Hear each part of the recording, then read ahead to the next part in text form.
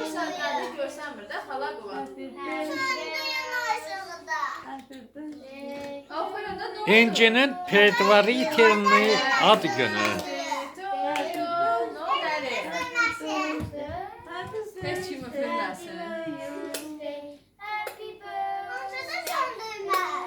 Hə, get, de.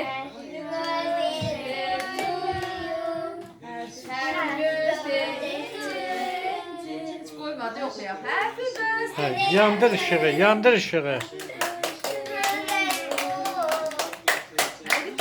Təbrikləyirik İnci xanımı. Böyük qız olsun.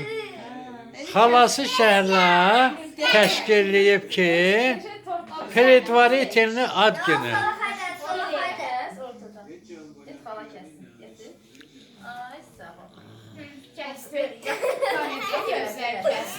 Bu tərəfdən də.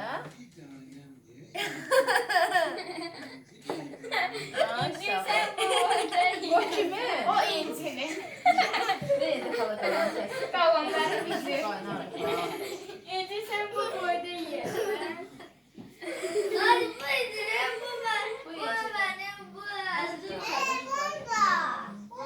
O da istəyirsən? Bu İnci. Bu xanım. Gətirəcəklər.